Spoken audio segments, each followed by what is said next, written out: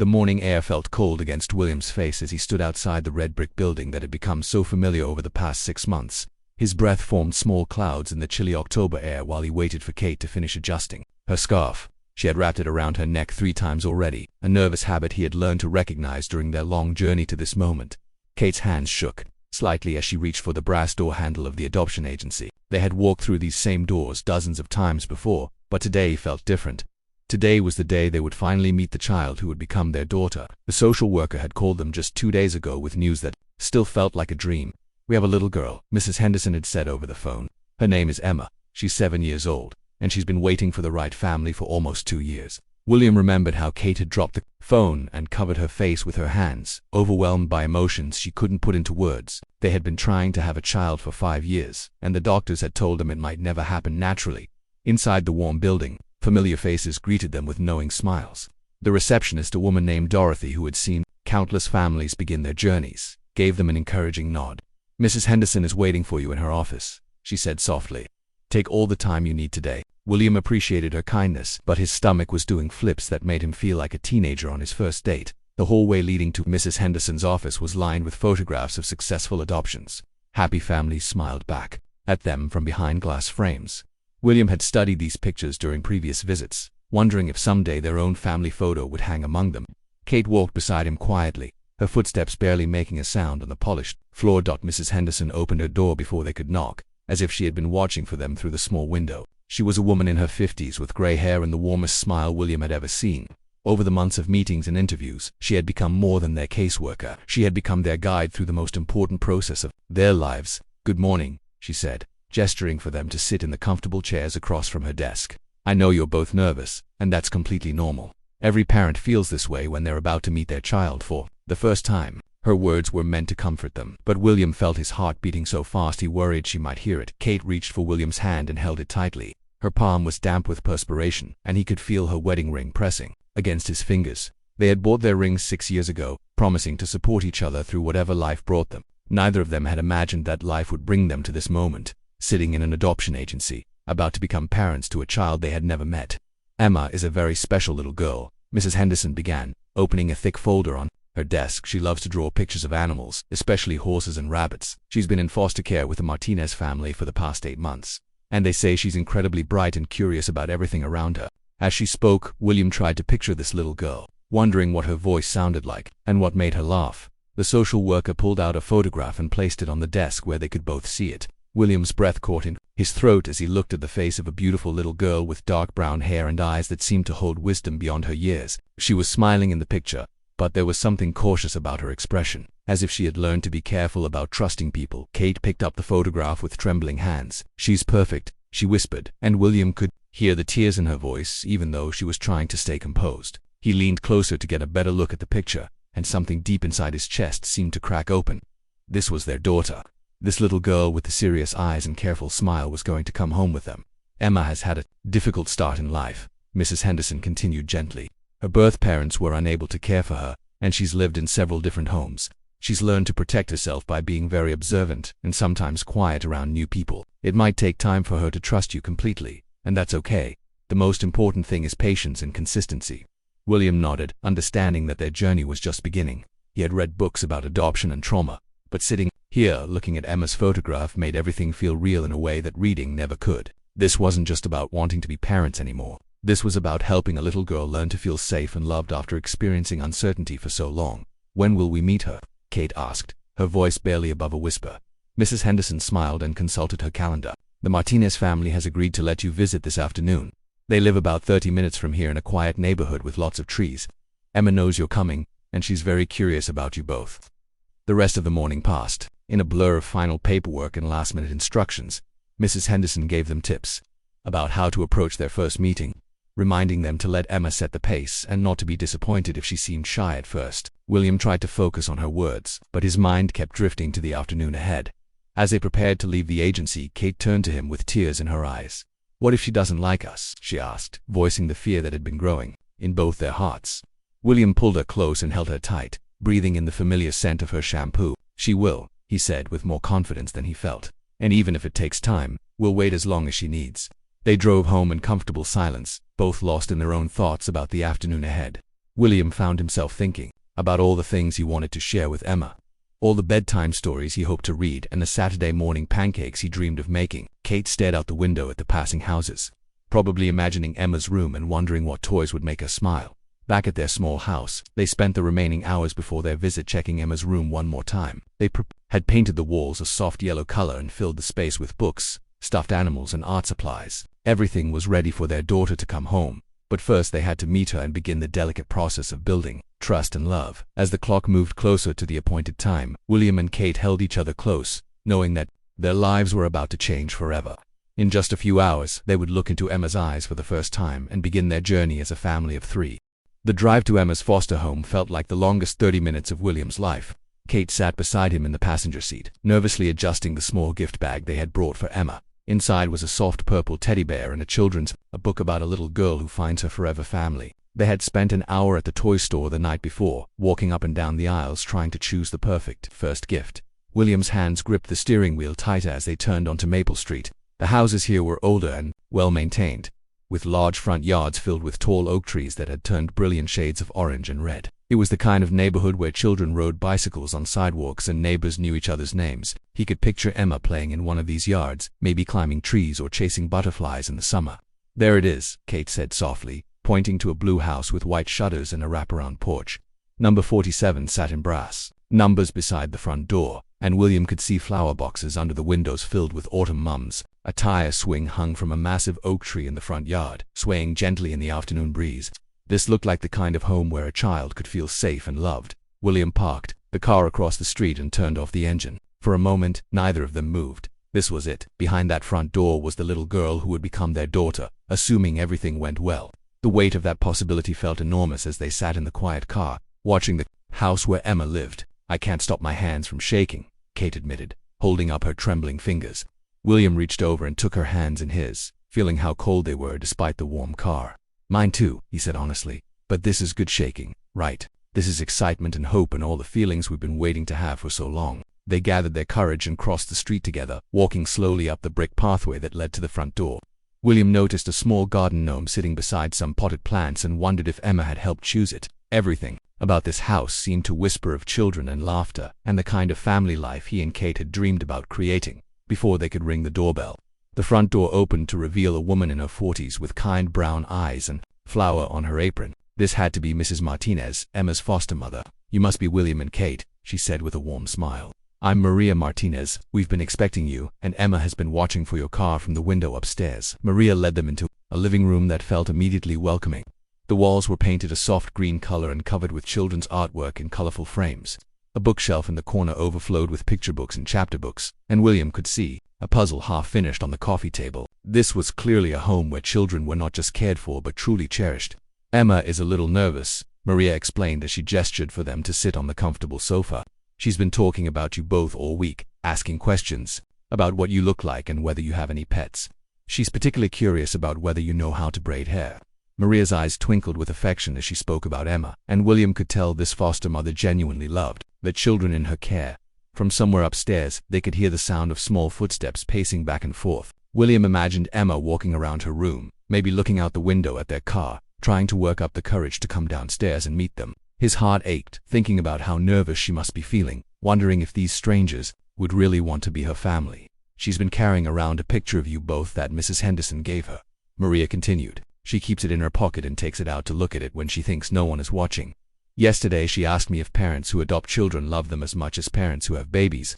I told her that love isn't about how a family starts, but about how much they care for each other every single day." Kate's eyes filled with tears at this revelation. The thought of Emma carrying their picture around, studying their faces and wondering about their love, made her heart feel like it might burst. "What did she say to that?" Kate asked, her voice thick with emotion. "She smiled and said she hoped that was true," Maria replied gently. "Emma is a very thoughtful child. She notices everything and asks the most wonderful questions.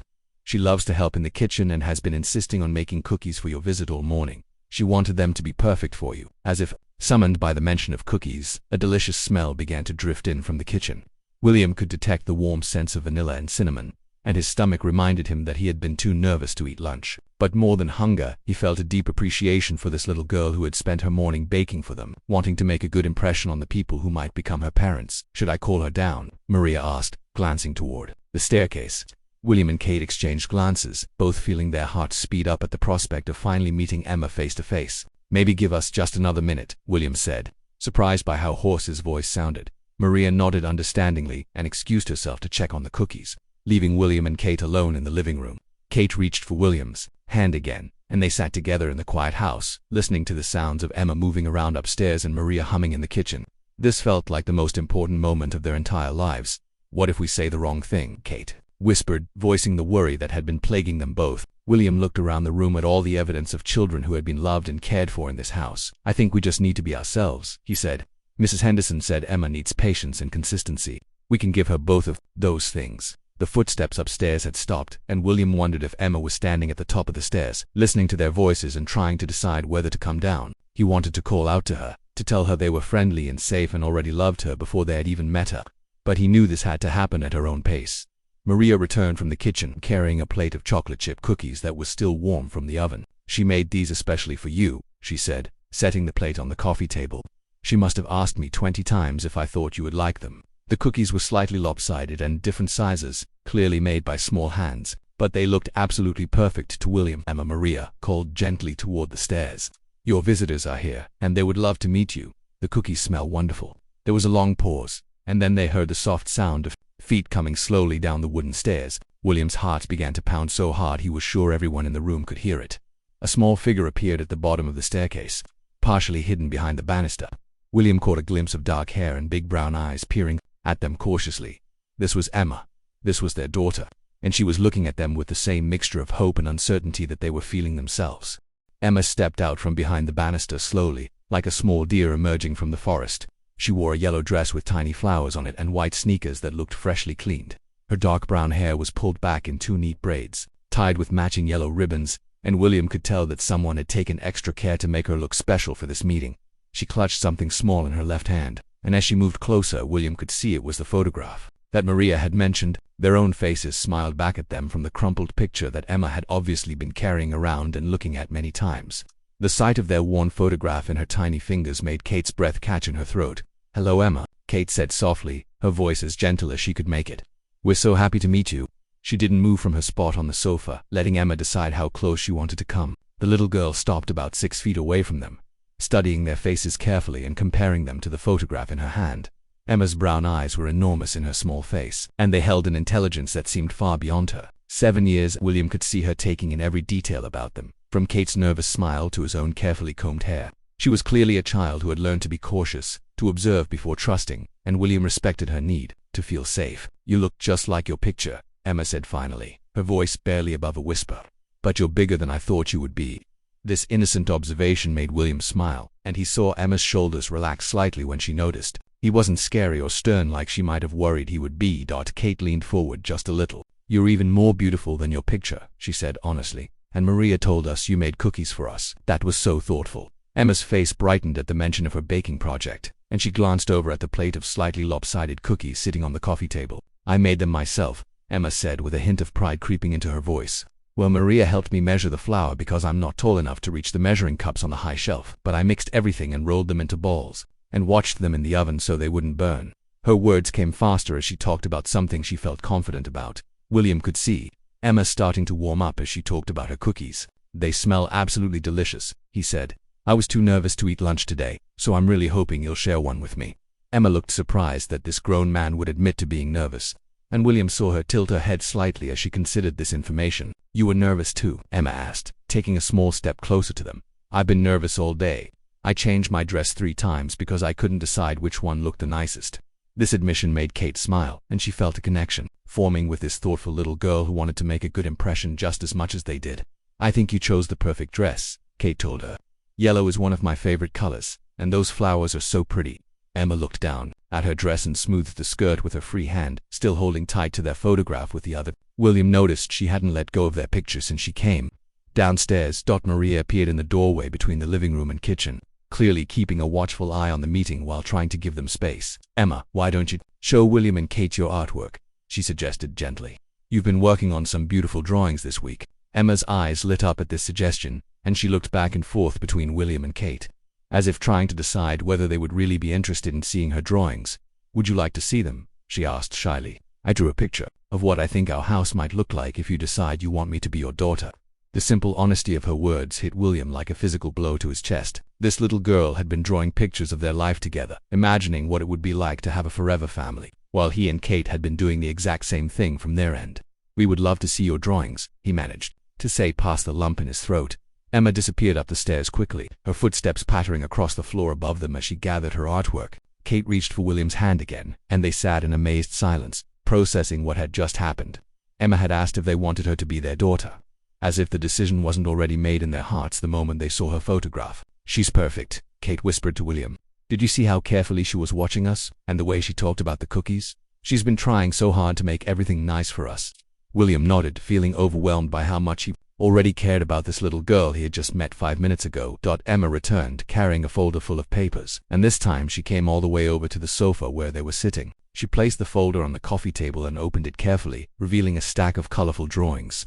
The first one showed a house with 3 stick figures standing in front of it, and Emma pointed to each figure as she explained. This is you, she said, pointing to the tallest figure, and this is Kate, and this is me. The 3 figures were holding hands and had enormous smiles drawn on their faces. Above the house, Emma had drawn a bright yellow sun and several puffy clouds, and there were flowers scattered across the green grass in front of the house. The next drawing showed the inside of a house with 3 figures, sitting around a kitchen table.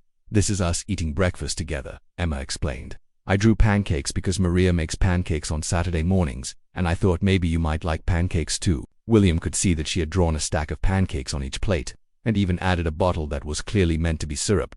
As Emma showed them drawing after drawing, William and Kate began to understand just how much thought this little girl had put into imagining life with them. She had drawn pictures of them reading books together, playing in a backyard, and even one of all 3 of them sleeping in beds next to each other during a thunderstorm because she was afraid of loud noises at night.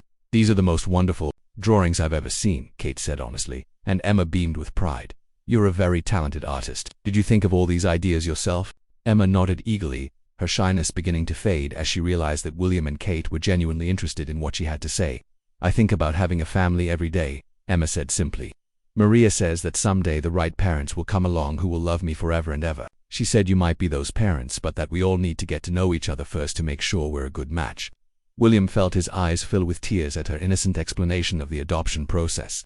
This wise little girl understood that families were built on more than just wanting to be together. She knew that love took time to grow and that trust had to be earned, and she was willing to give them a chance to prove they could be the forever family she had been waiting for. As the afternoon continued, Emma gradually moved closer to William and Kate on the sofa. She started by sitting on the very edge of the coffee table, then moved to the chair beside them, and finally settled on the sofa with her drawings spread between them. William noticed that she still kept their photograph tucked safely in her pocket, touching it occasionally as if to reassure herself they were real. Can I ask you some questions? Emma said, looking back and forth between them with serious brown eyes. Maria said it's okay to ask questions when you're getting to know people who might become your family. Kate nodded encouragingly, and William leaned forward slightly to show he was listening carefully to whatever she wanted to know. Do you have any pets? Emma asked first. This was clearly an important question to her, and William could see her holding her breath slightly as she waited for their answer. We don't have any pets right now, Kate replied gently, but we've been thinking about getting a dog or maybe a cat. Do you like animals? Emma's face lit up like sunshine breaking through clouds. I love animals so much, she said, her voice becoming more animated than it had been all afternoon.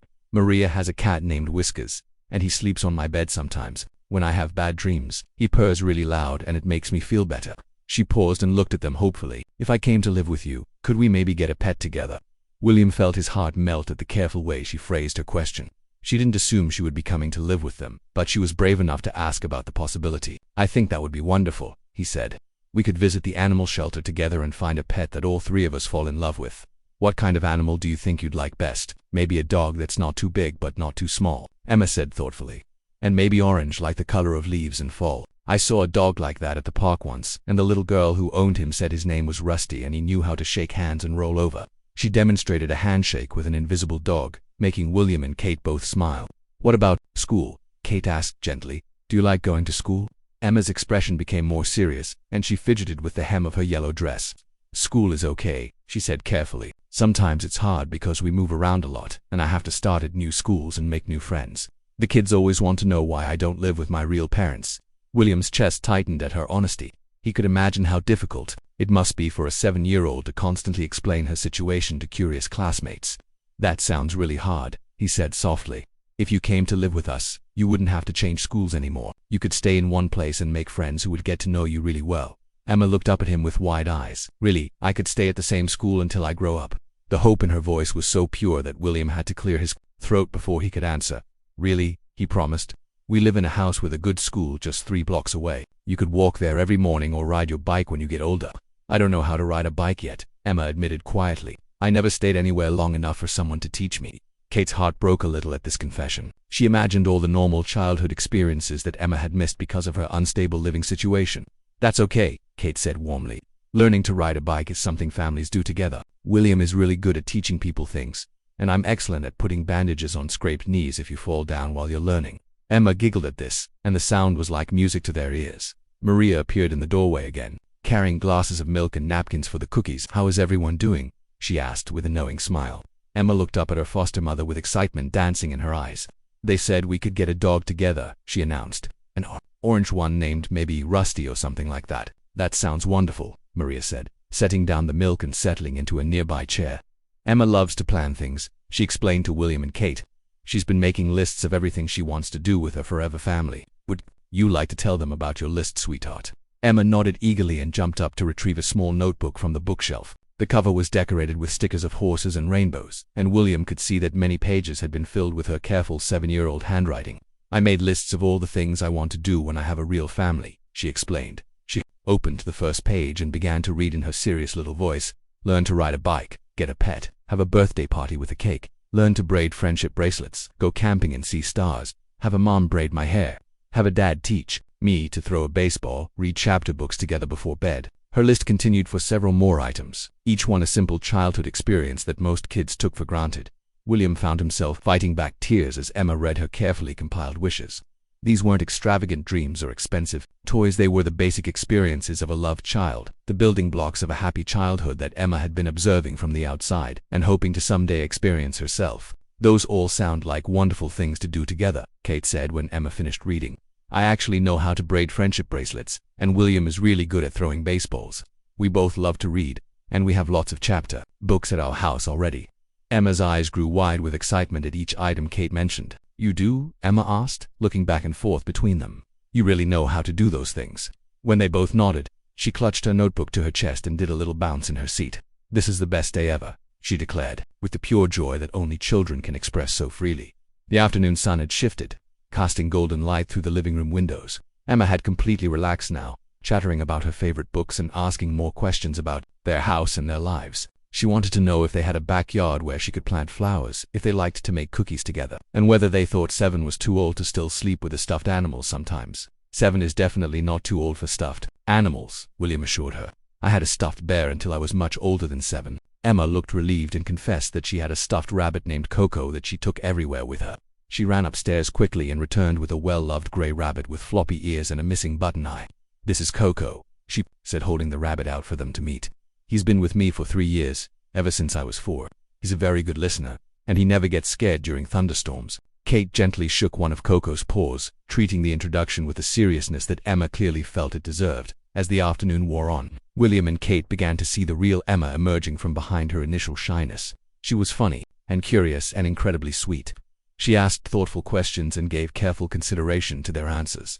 Most importantly, she began to look at them not like strangers she was meeting, but like people she was beginning to trust.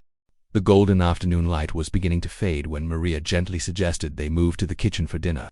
Emma had been showing William and Kate her collection of smooth rocks that she kept in a special box, explaining the story behind each one. There was the white one from the beach, the sparkly one from the park, and her favorite, a heart-shaped stone that her very first foster mother had given her 3 years ago. Would you like to stay for dinner? Maria asked William and Kate. Emma helped me make spaghetti and meatballs this afternoon, and there's plenty for everyone. Emma looked up from her rock collection with hopeful eyes, clearly wanting them to stay longer. William and Kate exchanged glances, both thinking the same thing. They never wanted this day to end. We would love to stay, Kate said, and Emma clapped, her hands together with delight. Can I show you how I help make the salad? She asked, already heading toward the kitchen. I'm really good at tearing lettuce into the right size pieces. and I know how to set the table properly with the forks on the left side. In the kitchen, Emma transformed into a little helper, showing William and Kate where everything belonged, and explaining her system for organizing the silverware drawer. She stood on a small stool to reach the counter and demonstrated her letter-staring technique with the seriousness of a chef on television. William found himself smiling at her concentration and the way she bit her lower lip when she was focused on a task. Emma takes her responsibilities very seriously, Maria observed as she stirred the pot of spaghetti sauce. She's been helping in every kitchen she's lived in since she was 4 years old. I think cooking makes her feel useful and important. Emma beamed at this praise, clearly proud of her reputation as a good kitchen helper as they worked together to prepare dinner.